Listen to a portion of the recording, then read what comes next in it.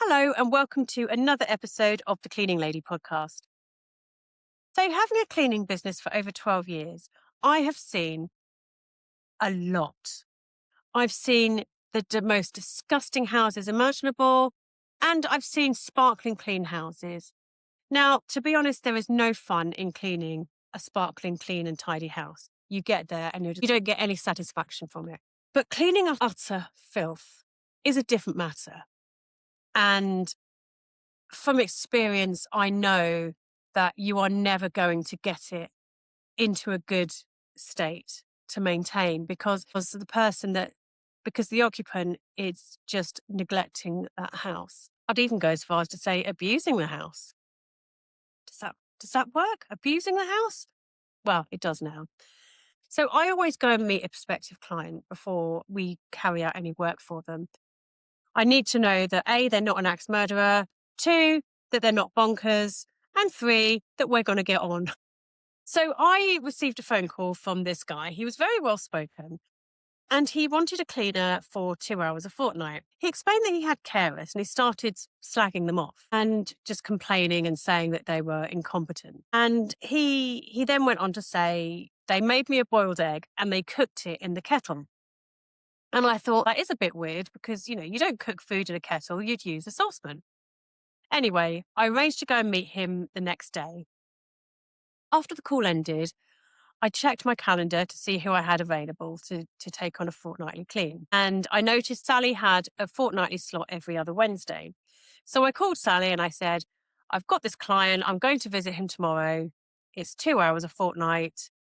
Would you like it? And she said, yes, please. And I said, okay, I'm going to meet him tomorrow. So I'll let you know how it goes.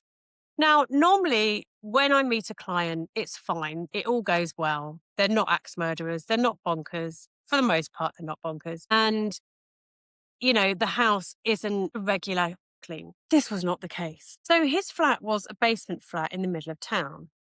So I parked up and walked down the street to his flat. Now, I noticed that there was rubbish and a big pile of mouldy, wet clothes outside his front door. And I just thought, well, you live in a city, you're in a basement, maybe people have just chucked their rubbish down there. And, he said he had carers. So I just assumed he's unable to take it out himself. I knocked on the door and when he answered, said hello and followed him in. So got into the flat. He got straight into bed. Now, his bed was actually in the living room, but the bed didn't have any sheets on it at all. It was just a mattress. But this mattress was stained and dirty, filthy, like it had come from a tip or just found outside by the communal rubbish bins or something. And I stood there by the back door. I already knew that I didn't want to sit down in this place. Thankfully, there was nowhere for me to sit because the sofa, again, there was no fabric. It was just foam and it was just dirty, filthy, stained. It was awful. But there were piles upon piles of rubbish on top of it. And I was just standing there and I was looking around. There were cigarette butts all over the floor, like a carpet of cigarette butts. There were vodka bottles, empty beer cans, takeaway boxes, just everywhere. And there were flies buzzing around by the patio doors, which was where I was standing. I mean, there's probably about 8 or 10 flies just like circling around. And I was just thinking, my God, where am I? And I was just looking around and he noticed and he said, what? And I just said, I'm just thinking about how much time it's going to take. Anyway, he said, oh, the kitchen's through there. So I looked in the kitchen and every pot, pan, knife, fork, spoon, cup was just covered in moldy food, all laid out on the kitchen surfaces. There was rubbish all over the floor of slimy, cold, wet tea bags. dotted all over, like in little piles. And then I could see that the bathroom was off the kitchen at the other end. And I just thought, I already know what I'm going to be faced with. I'm not even going to go in there. So I said to the guy, I said, I'm going to send you an email when I get back to the office. And he said, I've got another company coming round at 10. So I'll be in touch with you. And I thought, okay, great. And I thought, right, okay, that's good. He's going to contact me. I don't have to contact him. Then, as I was going out from the living room, there was a door to the left, which was his bedroom. And the door was open. And I just couldn't help but see just piles of rubbish. Now, this wasn't a hoarder. I've been to hoarders' houses before. I've seen hoarders. Now, that is more of a specialist clean, and we don't carry out hoarding cleans. This guy definitely wasn't a hoarder. But again, I think he needed more of a specialist clean. It wasn't the sort of house that I could really send any of my girls to. I wasn't willing to do it, so I wasn't willing to give one of my girls that job.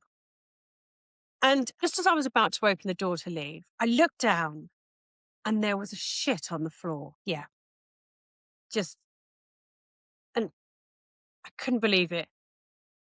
An actual human turd on the floor. I didn't see it when I went in.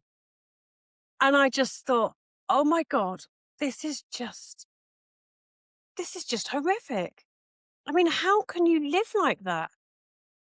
I mean, obviously the guy had problems, massive problems, but I've known people that we clean for people. We clean for people that are disabled. We clean for people that are elderly, but they don't live like that. Anyway, so I closed the door behind me, walked up the concrete steps, past all the rubbish, past all the wet clothes outside his front door. And it was raining. So I washed my feet, my shoes in a puddle.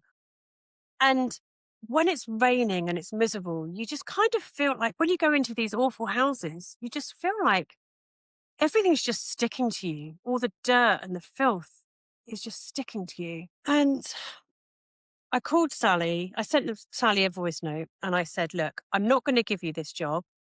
I'm not going to give it to anybody. It was just awful. And I explained what I'd seen. And then as I was talking to her, I was going, "Ugh," and I said, oh my God, I've got to go. I've got to go. I'll call you later. And you know, when you get all that saliva rushing in your mouth and you know that you've got like 5 seconds before you're going to throw up. This is exactly what happened to me. Just imagine it's rush hour in the city centre.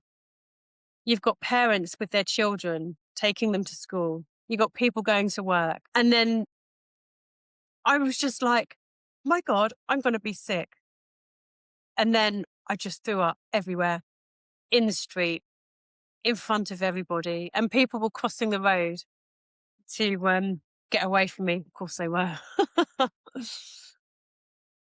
Anyway, so I got back to the office and I got a phone call from him a couple of hours later. And he said, did you come and visit me this morning? And I said, yeah. And he said, are you the one that offered, he said, are you the one that offered to clean my flat for £10 cash? And I was like, no, it wasn't me. Like, come on, £10 cash. That's not even minimum wage. That's like way below minimum wage. Like £10 cash. Come on. Anyway, I just said, no, it wasn't us. He said, oh, I'm just trying to find this person because I'm going to go with them. I was like, okay, no problem. And thank you for getting in touch. And that's how we left it. But we do occasionally go to houses that put us off our lunch. We go to houses that put us off food for the whole day. But that is the first time that I've ever been to a house and I actually vomited. Anyway, next week, I'm going to be talking to you about all the times that we've had to sack a client. Doesn't happen very often, but as you would imagine, after 12 years, I've got some good stories. So I'll be sharing them with you next week. So thank you very much for listening. And until then, goodbye.